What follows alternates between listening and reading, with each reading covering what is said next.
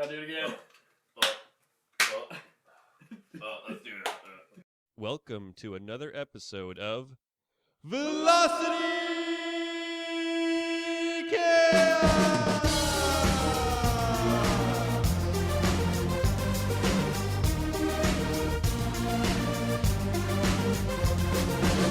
Hello and welcome here back to the Velocity Chaos podcast. We are coming to you on these airwaves at the speed of sound from the Hexapod Soundhouse in Cleveland, Ohio.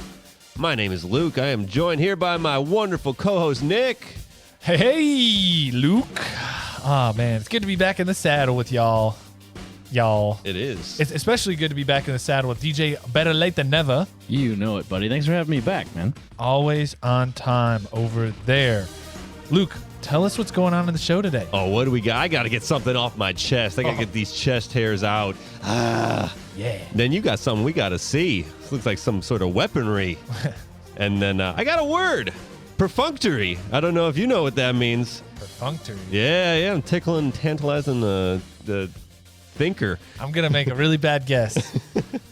And do you guys know what's popular? Nick's going to hit us with the popular food questions right coming up here. So before we get into that, just a reminder for all our returning listeners and a note for our new friends here at the Velocity Chaos podcast. We explore the highest heights of human knowledge and the lowest depths of crude humor. Our mission is to tinkle that pink thing between your ears, poke that frontal lobe, or sometimes just smash the laugh box. So hop in and buckle up for an infotainment ride across the airwaves. And also, just one other reminder to follow us on Instagram at Velocity Chaos Pod and on Facebook. Also, drop us some stars on iTunes, some love on Spotify, and toss us a sub on YouTube. Thanks as always for your support. Here we go.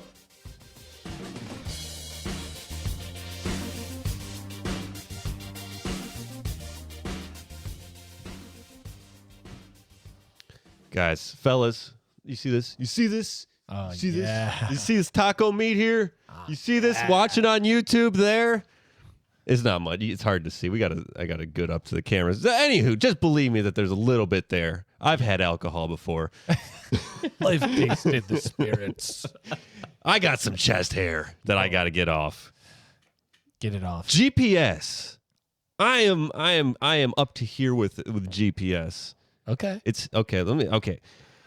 I know. We've come a long way from reading moss, seeing landmarks, watching the sun, moon, and the stars. I get it. I totally understand. We've made drastic improvements and advancements in navigation. I understand that GPS is extremely helpful, and I'm grateful that it is an available technology. It is very helpful, but I just think it could be better. Or at least conveyed to the end user, you, me, anyone driving, better. Wow. That's a big statement. Yeah. So you're frustrated that it's not up to your standard of level of technology. Okay. Why? Okay, well, I got a few points, but this one just, I have notes here, but first one that just came to my mind, the scale. Like, you'll be driving, I just went on a road trip down to Columbus from Cleveland. That's, 2 hours, whatever. Sure. If you're driving on one road the whole time, it gives you, like, destination, like, all within your screen. Like, here it is, whatever, 100 miles. Like, this is how far it is. But if you're also driving 1 mile, it's the same scale. Like, they have no sense of scale within the different lengths. So you're saying that longer trips should be like tinier on the screen, and you're like, oh man, this is gonna be a long trip. No, it should be off the screen. Like, when am I gonna see it? So is this at the top of your trip or when you're actually driving? This is. Well, I drive a lot for work, so you're always seeing the whole route. Not all, but it's like it'll be like for a turn. It'll be a turn in 10 miles on the left, make a left on whatever Walbury. Yeah, and then you're it's like you're getting closer. You're like 2 miles, okay, 1 mile, half a mile, no change. 400 meters. Yeah, it's still the same. 10 feet. It's like, what the hell? Yeah, Come on. yeah. What if you were watching? My hands got not closer and then really close. What GPS are you using? What's this? The Google or the maps. Okay, the maps. Okay. Yeah. Does anybody even use like those classic GPSs? What do they call them? Garmin's? The Garmin's. Yeah. That might be better. if you want to drop $300. My dad does just because he doesn't want Google to know where he is. I respect it. I think Google can find you. Yeah. Tell you, Dad. I bet you they own Garmin. Quick tangent. Let's just run on it if it Okay. goes there. Okay. But yeah, I was talking to someone today. It's like, you go on these websites and then you have people like, I don't want to give them my information. Yeah. They already have all of your information. You have a Oh, driver's license. They know exactly who you are, where you live. Yeah. Like, you're not keeping anything from them. It was funny. There was somebody the other day. I was trying to remember who their one daughter's name was, and I was like, I could probably figure it out, but that's really creepy. Trying to find some 8-year-old's name, like on the internet. That's messed up. It's just the name, but it hit me that you can. Well, yeah, I'm not saying Should it's you? messed up for you, like that people can find that information very easily. Yeah. Man, you want to go on this tangent? This is a tangent. You want to go on this 'cause I got, like, tangent? sick. No, we can go. All right, we're coming. But maybe if you want to hear more about that, Finding kids on the internet. finding kids. No, Wait, hold on. Wait, I was what just is thinking people. Edit that out. No, so next thing, when you're hitting like a route split, and it's Yeah. like, all right, take 71, but it's like get off at exit 2. Yeah. And then it's like, okay, I'm going to go to exit 2, and there's like 3 different lanes you can be in. It says get in the rightmost lane to get off at exit 2. Yeah. Like, I thought I was supposed to continue on 71. Yep. And then, okay, all right, and I'm in the right lane to get off at exit 2. And it's like, whatever, 90 meters, 80 meters, 10 meters. Okay, exit 2, hit it. All right, I'm just focused on traffic because I had to cut 3 people off to get here. And take the left And at the lot. Yeah, and then it switches instantly. Okay, get in the left lane to stay on 71. Like, what? Why didn't you just give me the end destination Yeah. to begin with? That's it I like pisses me this. off. No, it pisses me off. That's like when you get onto an exit that is an A through B through C exit, and you're like riding on the exit, and it's just like get off at 23, and you're which one? Yeah, All of them? yeah, pick one. Because then you drive past B, and it's like exit 23B. Rerouting. Yeah, you just, Those sons of bitches. yeah. Get off at A. It's so infuriating. Like, why can't it just? Well, okay, I got some things after. I'll get to like things that I guess we should be doing. But like sometimes you're mid drive or something, you're punching something in, so it's like tough to go through.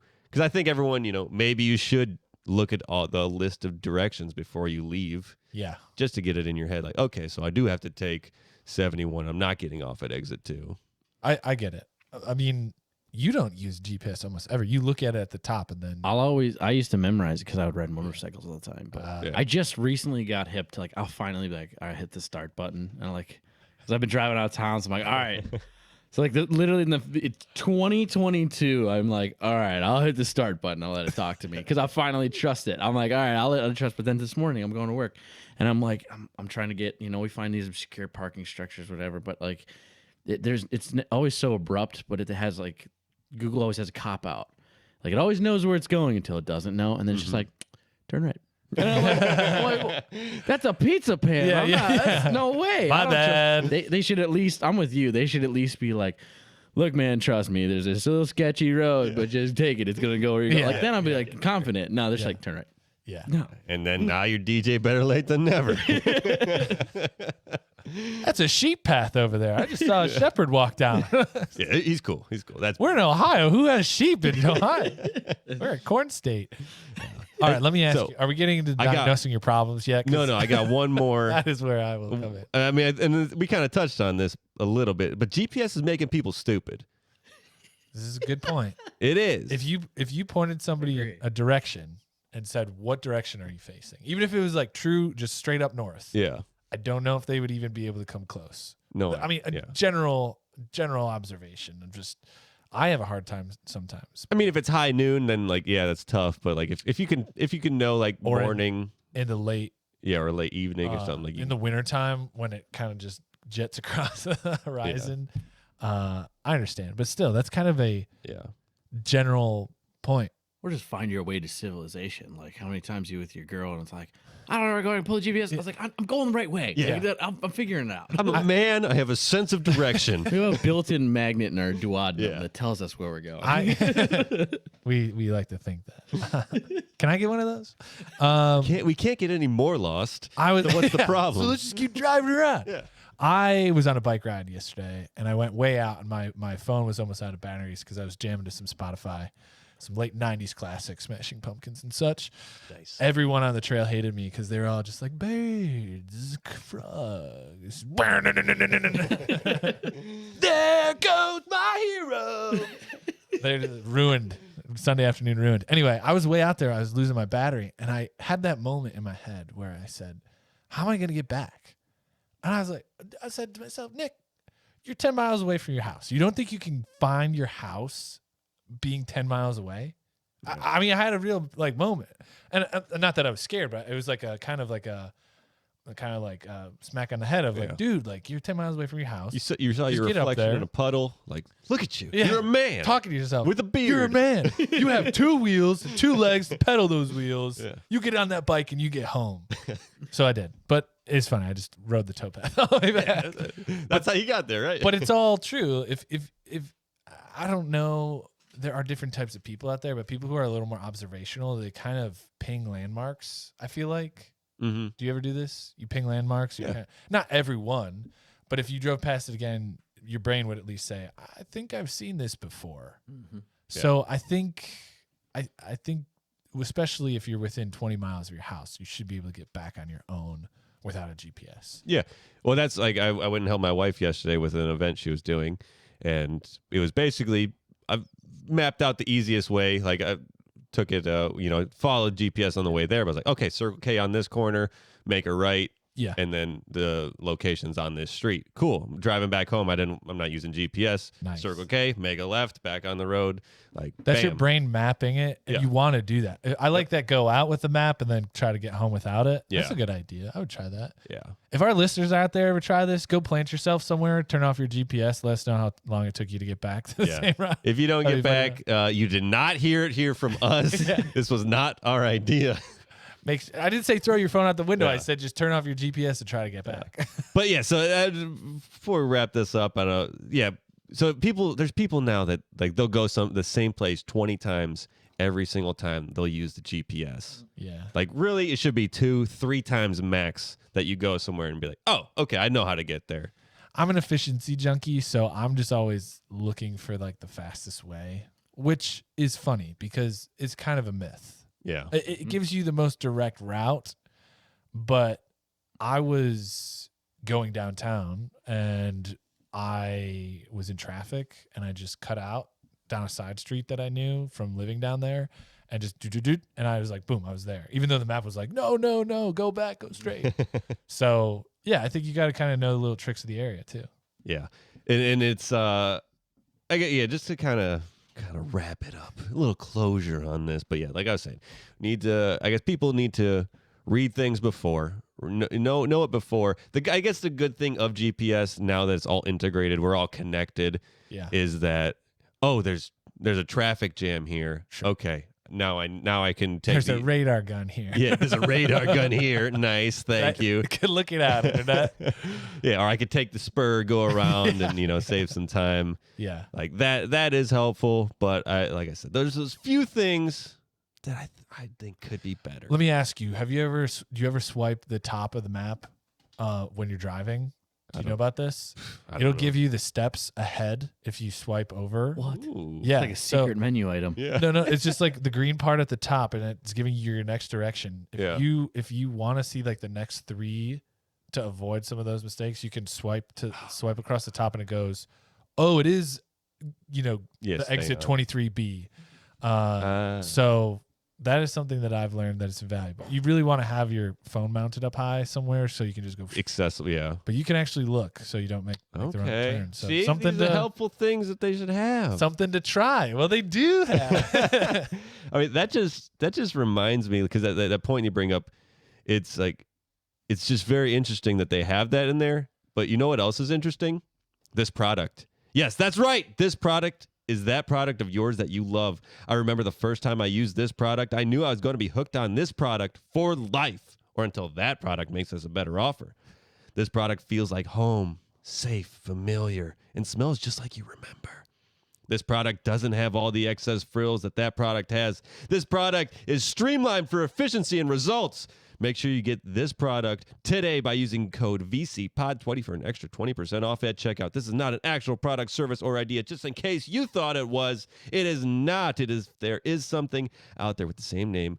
We are unaware and have no affiliation and offer no judgment on the actual product, service, or idea. Pow pow. That is the theme of the next segment. No, we're getting into a segment called You Gotta See This. We are posting a link to a great video that I saw the other day. Be sure to check it out on our YouTube or follow. You should be able to click on the links across all platforms, but it will be for the segment You Gotta See This. We're talking about the GR1 Anvil Gauss gun. Dang. So, yeah, this is a video by host Ian McCullum. I don't know why this came up on my YouTube, why it was recommended, but it was, and I watched the shit out of it. Host Ian McCullum has a channel called Forgotten Weapons. It's really cool. They do a lot of different stuff. They do old antique weapons, mostly firearms, and then they do guns that are like original models as well. But this one is a gun of the future. So this one has not been forgotten yet. It's just actually being remembered. A Gauss gun. So it's also known as a coil gun. And it's a mass driver that uses electromagnetics to accelerate a projectile through the barrel. So there's no combustion. There's no powder.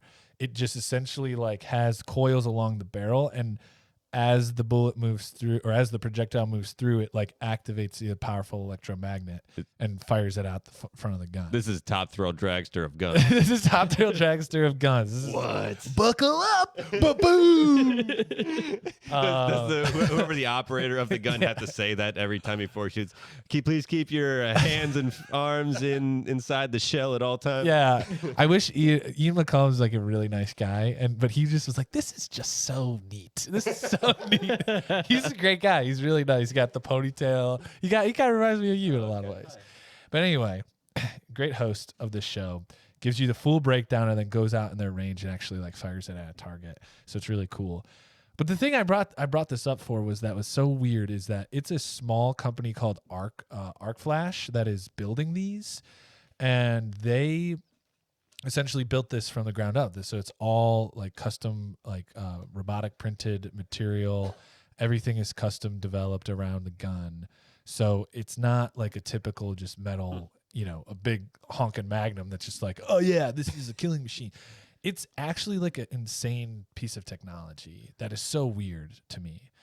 And the reason really being is that he starts talking about capacitors and batteries, and you're like, is this a DeLorean or what? Yeah. Like, This thing looks futuristic, man. Doc, come on, Doc. But anyway, Are these D-cell batteries? On no, here? no. So it's a custom designed lithium battery, and this is why this gun can exist, because it's kind of like Tesla cars and stuff.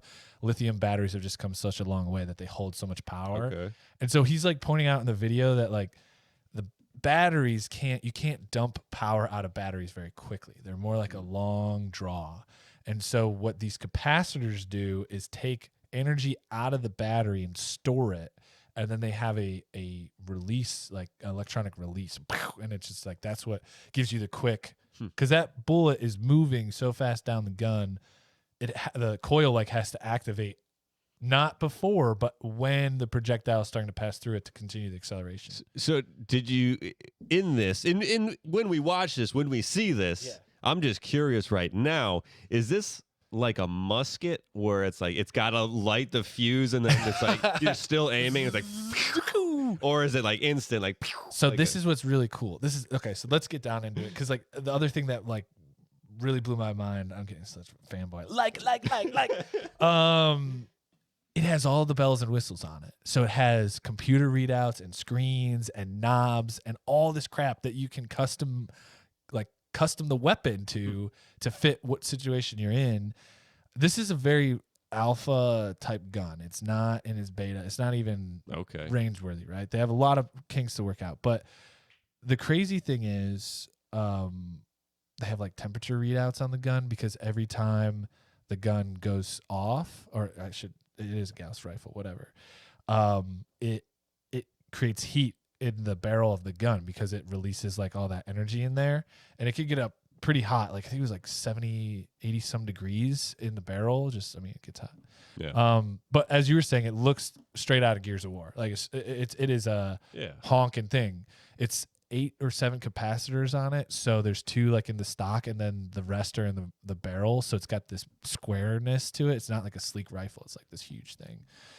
But yeah, it's got all these screens to keep track of how fast the projectile left the barrel and the readout of the gun. But like what you were saying, is it a flintlock rifle or is it you gotta light the fuse? Yeah. There's a laser on the end of it, and when you pull the trigger, it's like a 2-action trigger. So when you pull it in the first stage, that's when there's literally a computer in this gun, and that's crazy to say. There's a computer in this gun, and so it charges all the capacitors out of the battery, and the laser on the end will light up to full power, and that's when you know that your charge is ready. So it starts off blank.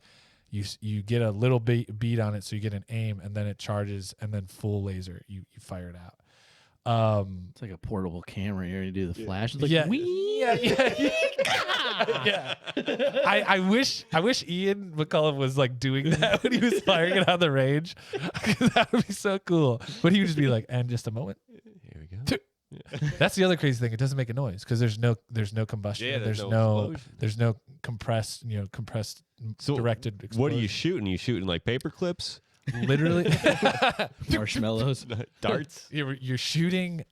You can Arrows? The cool thing is you just go to a supply store and get like the 1/4-inch metal dowel rods. Oh shit. And there was 3 different sizes of magazines, and you adjust the stock to fit the mag, and then it goes in, and then it just fires out. And literally it's just solid metal because it's electromagnets. That's scary. Modern wars will be waged at Lowe's and Home. Yeah.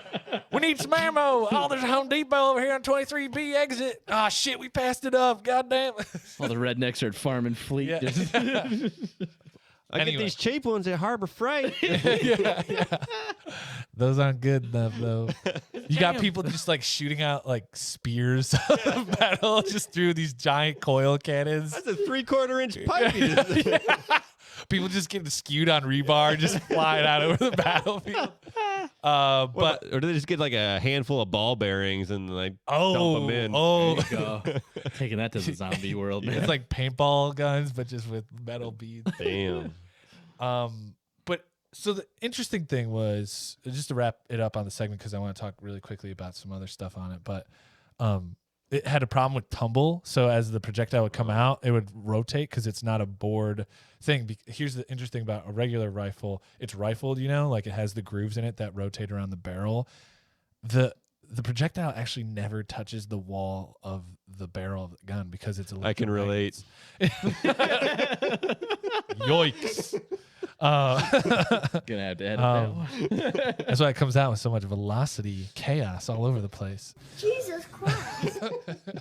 And so there's that problem. And then the other problem is that it could literally kill you if you have any type of electronic health device on you. So like if you had a pacemaker and fired it, it essentially like it explodes an EMP in the area, which is what an electronic electromagnetic pulse.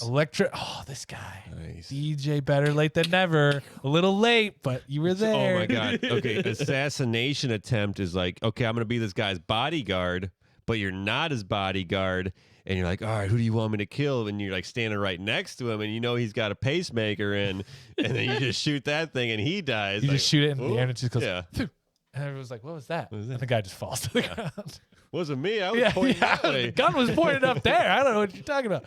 Anyway, It's the future. we don't have enough time. I wish we did to start getting into what do you think the guns of the future are. Maybe we'll circle back in a rewind. Yeah. But you guys got to see this. The GR1 Anvil Gauss gun by Arc Flash.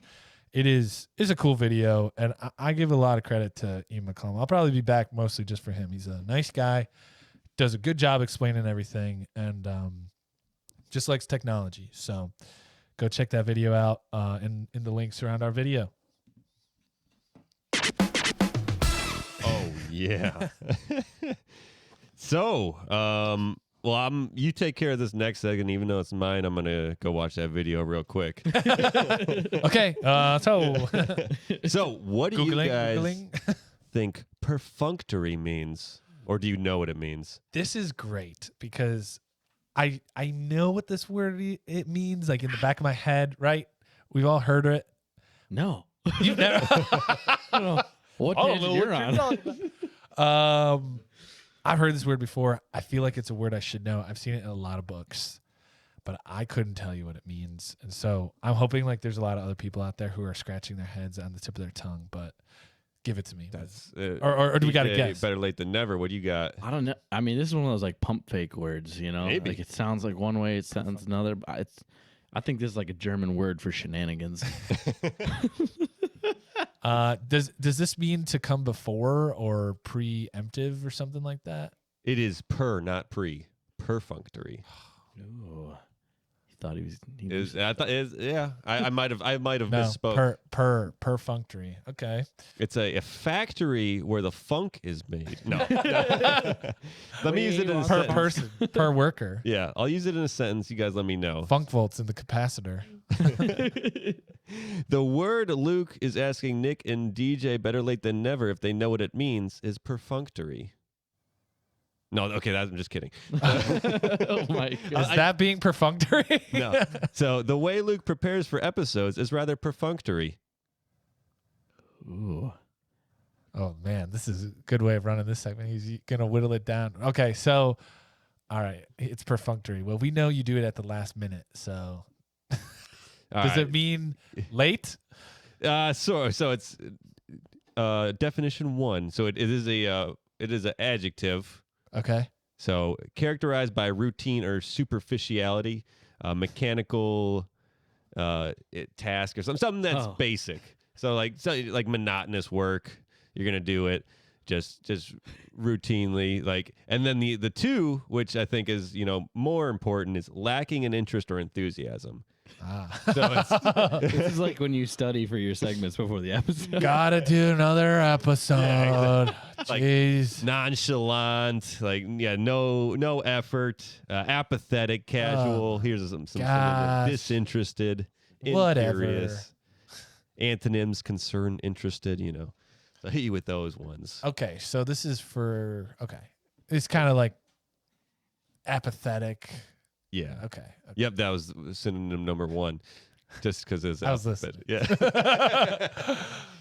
So you know anybody like that? I know a couple people like that who they listen to you talk. No, they listen to you talk. Not apathetic people. People who listen to you talk. You come up with a really good point that actually advances the conversation, but then they will just say the same thing, not even taking it like their idea, but just, guys, we should talk about perfunctory. Perfunctory is a good word that we should put in this segment about what do you think it means? yeah, perfunctory is a word we should put in this segment of what. You want to talk about means. perfunctory? I want to talk about this word perfunctory. It's a really good word. You've ever heard of this word before? Have you heard of this Can't word even before? do it. Like, it's Can really you good do word. it? I know I can't even do it. Can you? He's being perfunctory right now. I I like your first definition. Let's go to the funk factory. the Funk Factory. So I'm going to dive into the history of the word. All Latin. Nice. It's an all Latin word. Of course it is. It first appeared in English in the late 16th century. It's derived from the word perfunctorious. Oh, that's awesome. Yes, meaning done in a careless or superficial manner. Perfunctorious was a late Latin derivation of early Latin perfunctus. Perfunctorious. Just like, what you doing? Yo, perfunctorious in here. You come over here with your stromboli. You trying to eat it you dripping it all over my plates. What are you doing? You perfunctorious bastard. Get out of here. You perfuncted me, man. Where's Ashton Kutcher? Are you perfuncting me right now? Am I a perfunct? We got perfunct. Gotta get perfunct. Ow. I did write in the notes that saying this in a sentence makes you sound like a douche. So if you really want to sound like a snob, use perfunctory or any of its forms. Perfunctorious. You know what? Why don't you get the stick out of here? Very perfunctory. Back to it. Our perfunctory is our modern version. Perfunctorious was in English. And then what was the And then early Latin, Yeah. perfunctus. Perfunctus. Perfunctus, a past participle of perfungi or perfungi. Wait. Well, perfunctus is like, the Roman general is like getting coronated. You are the next Caesar. He's like, well, my brother is in line for the throne first. Like, perfunctus? That guy doesn't do shit around here. I thought that was a Harry Potter Hogwarts wizard. Perfunctus. Perfunctus. All right, how to spell. What does that? Just make you lazy or dull? Like just Total knob. well, you gotta whip that out sometimes. You got the pupil, you whip that out on Hermione, just like the the A student who's always just trying to get like It's ahead in the Ritalin. class. Perfunctus, boom. Who cares, Snape? Yeah. I don't care. That's Professor Snape to you. Yeah, Just like, whatever. no, whatever. Snape. Dude, my Alan Rickman was okay. Oh, stop that. Dude, my Michael J. Fox was pretty solid. Was it? Sorry. No. No, it wasn't. Okay. Hey, man, is that guy I gotta work Michael on J. Fox really solid, wasn't it? I gotta. I was paying attention. I'll work on him. Do phones make people perfunct? If like I'm just perfunctorious, perfunctory. If I'm just Yeah, can we use it in another sentence with phones? Using your GPS perfunctorily. yeah, whatever. Yeah, perfunctorily. Yeah, exactly. We are ruining these people's like Webster's dictionary. Like they're just you're perfunctorily Yeah, Webster. Yeah, I get it. Yeah. perfunctory. So, getting back into it, past participle perfungi meaning to accomplish or to get through with. Right now, we're going to perfungi. We need one beer per fun guy Perfungi. right now. I think that's a sweet word, perfungi or perfungi. Whip that out on somebody. Yeah. You perfungy little asshole. I'll whip out the old perfungi every now and then. The verb is formed by combining the prefix per, meaning through, with the verb fungi, which means to perform, or fungi. Wait. So this is a verb now. We're getting into verb territory. Yes. Whoa. Well, part of it is. This thing transcends verbiage, Yeah. man. So, I mean, perfunctorily is an adverb. What did I say? Perfunctory was the adjective, and then perfunctoriness is the noun. The perfunctoriousness was oozing from his ear holes. Yeah. Wow. Okay. So those are the modern versions. Those are, and then fungi can be found in the roots of such words as functions, defunct, fungible, which from episode 37, we know it means able to be replaced by an identical item or some bullshit like unless that. it's a non-fungible token. Yeah. Yeah. So, that's the word. Like, we're getting close to it, but real quick, like, what jobs do you think people perform perfunctoriously? Oh, fast food. Fast food, yeah. cashiers. Hands down. I will say lately I've been noticing there is a widening gap in perfunctory fast food and high quality fast food service. I think people at Chipotle are fed up, so they're just like, they don't care. Slap. Yeah. Like, what? People at You want- Cane's, people at Chick-fil-A, they actually give a shit. They are non-perfunctory. They're non-perfunctory. What's the opposite of perfunctory? They care a Interesting. lot. They care. Yeah, that's it. Caring. No, but definitely fast food. Yeah. Hey, what do you got? You got any other perfunctory jobs? Toll collectors. Hey, that's a boring pretty job good I one. think That's of. a pretty good one. Here's your 2 quarters. Get the hell out of here. Thank you. I will. Yeah, you can't build up a meaningful relationship unless you're seeing someone every day for 7 seconds at a time. Some people try. They try, but yeah, they're few and far backing everyone between. up. Yeah. So, hon, what are you doing? Where you going? I gotta go. Can you open the gate? No, but tell me, you're going to see family. That's just a Midwestern goodbye. You're just held hostage. Yeah. Everyone's honking their horns. Come on, I'm going to see my family. See, he's going to see his family. Here, why don't you take this banana nut bread? Yeah, she just got stacks of banana loaves on loaves. It's like 2 a.m. in the morning. She's like the midnight shift. She's third shift in it in the toll booth, just handing out banana cakes. Like, Oh, thank you, Joyce. thank you, America's great treasure, dude. Joyce, the toll booth collector. So where you going now, hey? Oh, man. Dude, Perfunctory. All right, I'm going to try to use it this week. That's our goal. Everyone use it once. Bring back stories. If you got stories out there, be sure to email us. What is it? VelocityChaosPodcast@gmail.com. Yes, sir. VelocityChaosPodcast@gmail.com. Send us your Perfunctory stories or stories about your friends who are perfunctory. Or if you run into Joyce out there giving you, the banana nut bread, let us know how that went. But, that was a great segment, Luke. I really applaud you for that one. But before you get into the next one, Me. Sorry. Can you hit that? Can you hit that? Wait, you got better late than No, never. just Better laud, late than just never. laud. Better late than never. There we go. Before you get into the next point and the next segment, or before I get into it, I wanted to bring up the device. The device is so easy and convenient to use, even your grandma could use it. That's actually who got it for me for my birthday. Your grandma. Yes, your grandma got me the device. The device was designed in a top secret laboratory by top tier scientists and using top drawer tools. The device is state-of-the-art technology that won't let you down, just like your grandma. So don't let us down and use the code VCPODBOGO at checkout to get a second of the device for 50% off to give to a friend or my grandma. This is not an actual product, service, or idea. Just in case you thought it was, it's not. If there's something out there that with the same name, we are unaware and have no affiliation and offer no judgment on the actual product, service, or idea. I like that one. I like getting that one. You win. Okay, man. Do you know what's popular? I do not. I'm not a popular person. I'm under a You rock. are to us. Yeah. You're the most popular one here. Out of 3. I'll take it.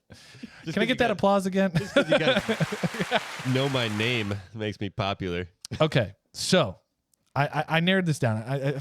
This is kind of a tough section, but guys, for all our listeners out there, the segment "Do You Know What's Popular" is a segment where we talk about things typically in the top 10 of something. We've done it in the past for magicians. We've done it for best theme park rides, stuff like that.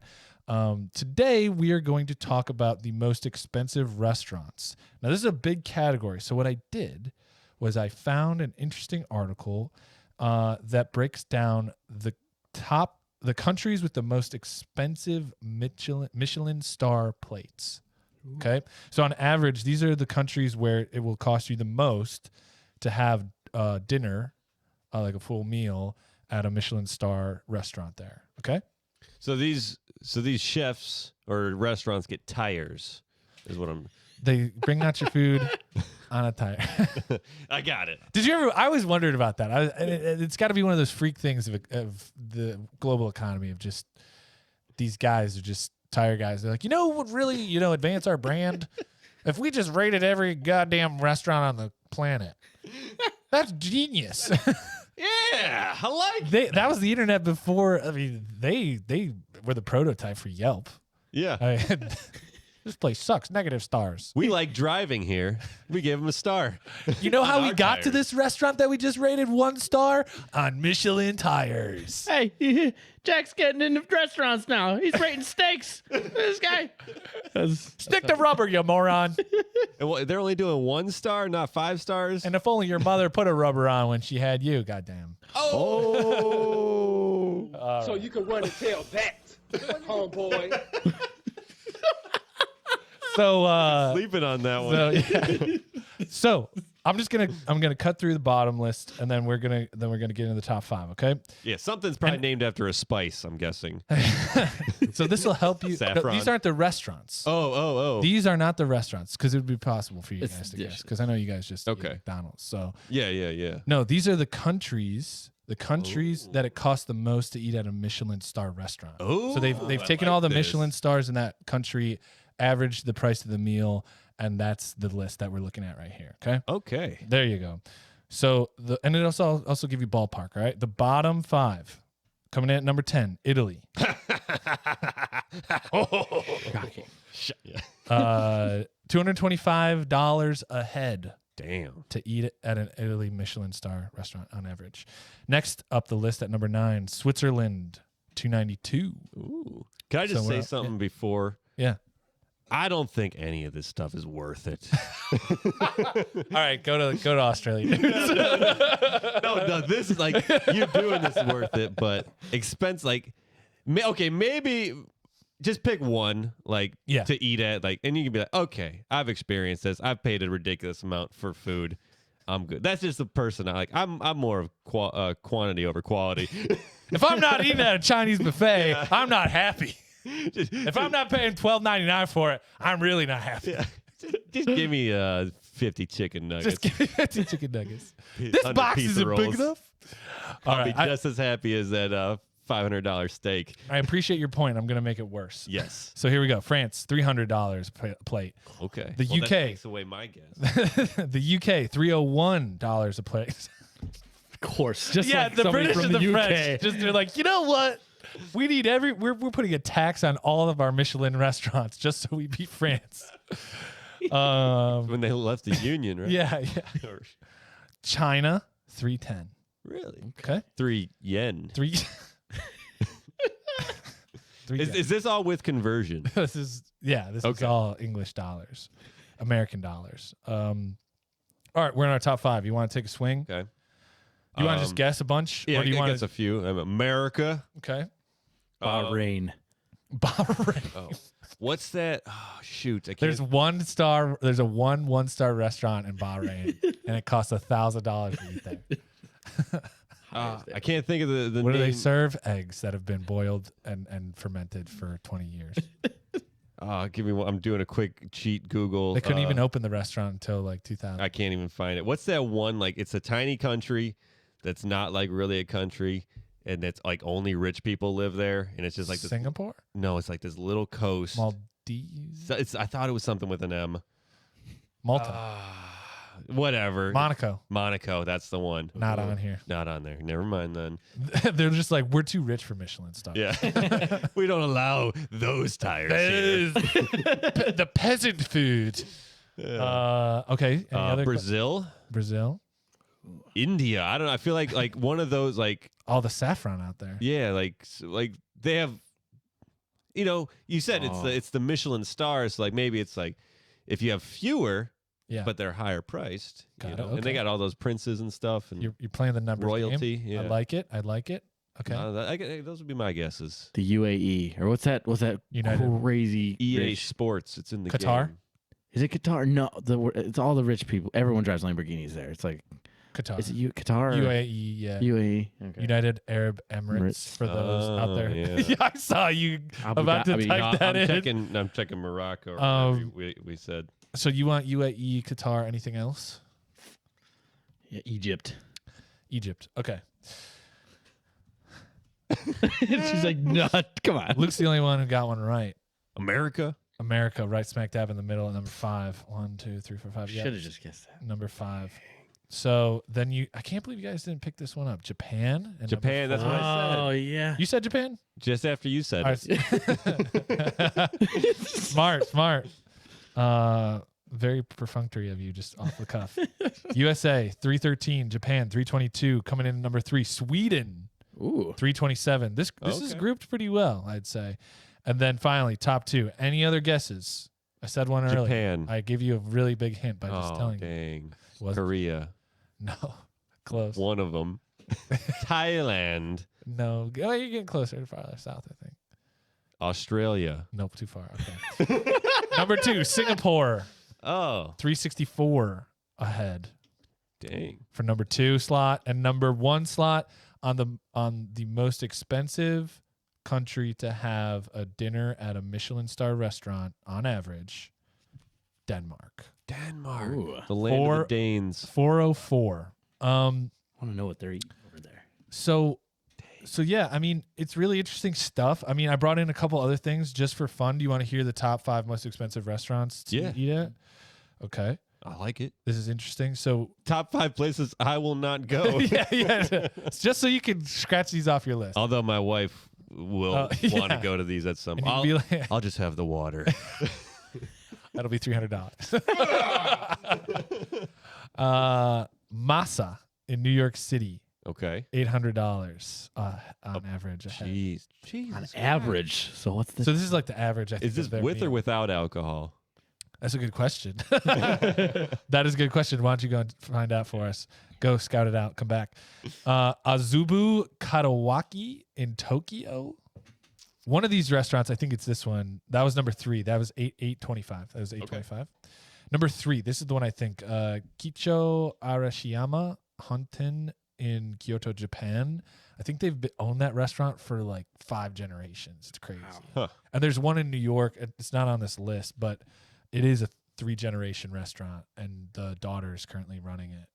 That one was pretty expensive. That is too. cool though. Like That to would be have- kind of cool. to have that like Michelin star in the Yeah. family, like just this powerhouse of a restaurant. That's Yeah. I like that. It would be a lot of pressure, though, wouldn't it? It would. They talk about extreme, like classic musician players, like violinists and cellists and things like that. How much the stakes are so high. Yeah. I think it's probably the same way with culinary arts, especially if your parents open a very famous restaurant in New York City, and then you're 14 and looking at college already, probably. So like the dad or mom's gonna be like, "Oh yeah, your grandfather put so much love into his cooking and baking. You're gonna put in blood, sweat, and tears to make this great." That's what love's made out of. His family. All right, here we go. Top 2, Ultraviolet by Paul Perret in Shanghai, China. No. Ready for this? You're not No, ready I'm for not. this? I will not ever be ready. $14.22. Woo! Not $14.22. What? $1,422. That's it's too. Let's do number exorbitant. 1. Let's do number 1. Yeah. Hit me with it. Sublimotion in Ibiza, Spain. It could even had a good name. Well, I'll tell you why in a second. $17.40 a head. You know why it costs that much? Because you're dining underwater. That's It's I was gonna literally say the it sounded restaurant like underwater. Is yeah. down. You go down underwater. You're paying for the caulk that they have on the plexiglass. we need a- more. We're spraying a leak. So how much Fucking cock you serve the put on steak. this? How much cock you put on this underwater bubble? But isn't that crazy? I mean, part of me wants to do one of not these $1,000 restaurants, but something like it's 1 Michelin star. That's the highest, right? A 1? Oh man, look at this. No, I think they keep getting them. 3? Is No, it? Oh, 1. Yeah. If anyone out there wants to fund Velocity Chaos Podcast to go to one of these, we'll start We'll do an episode. Yeah, we'll do an episode from there. I won't enjoy it, so maybe it's a way. Maybe I'll just go and get the water, and these guys can eat. Okay. So it is 1 star rating. Again, the Michelin Man. I just picture him saying this stuff. The Michelin Man. In theory, a 1-star rating means a very good restaurant. 2 stars signify excellent cooking that is worth a detour. And a 3-star restaurant is one that offers exceptional cuisine that is worthy of a special journey. Worthy. So which one's the best? 3. 3. Just kidding. Definitely 3.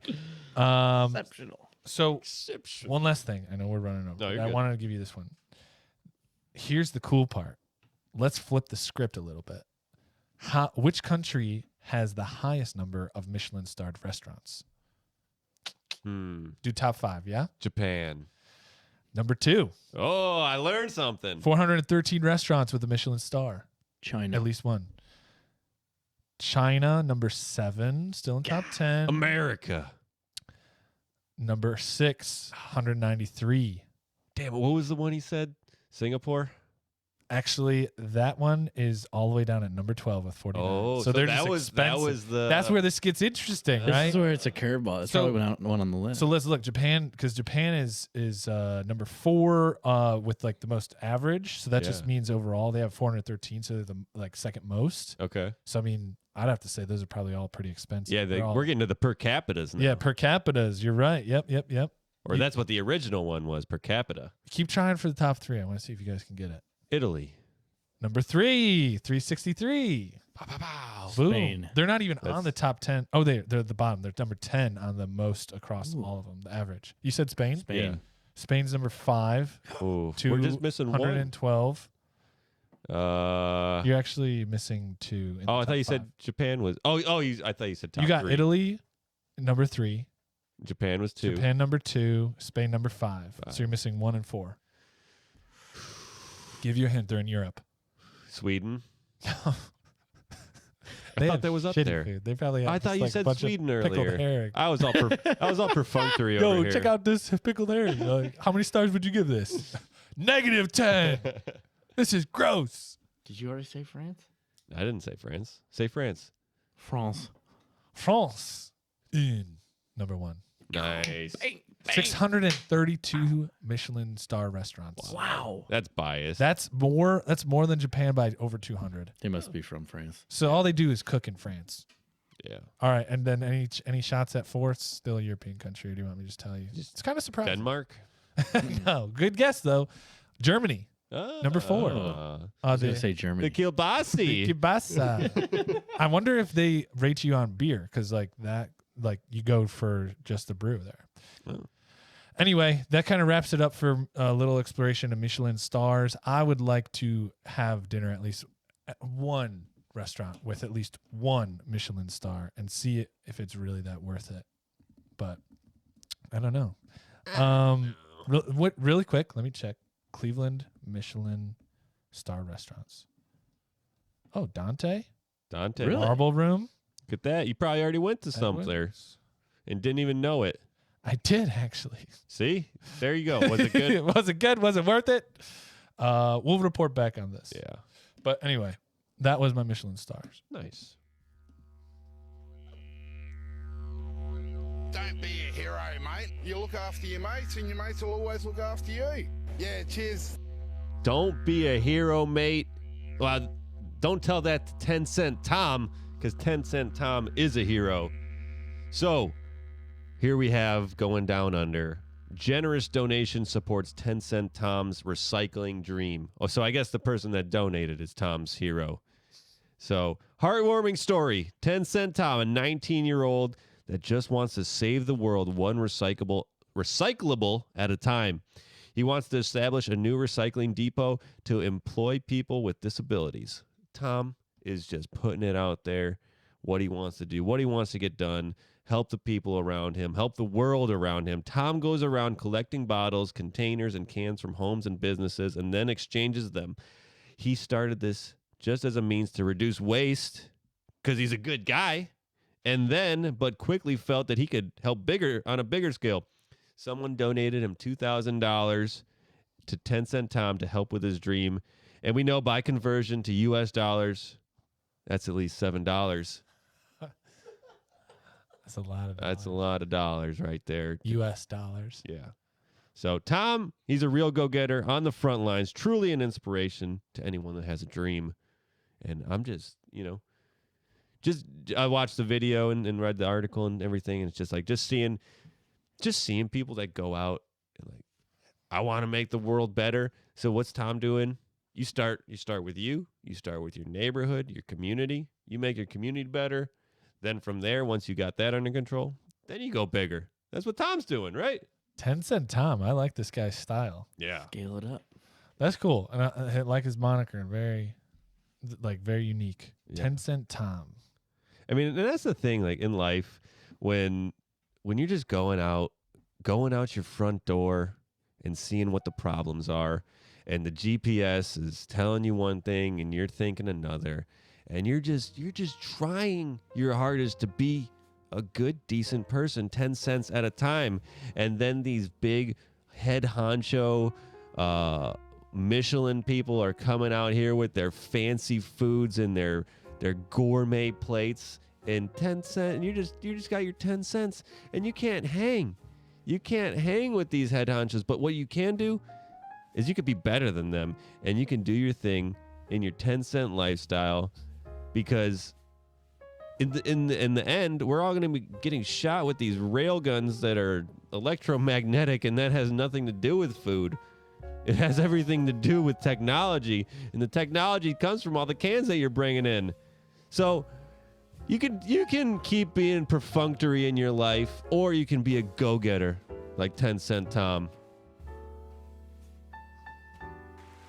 I kind of got hung up on 10 Cent Tom, but I think he's worth it.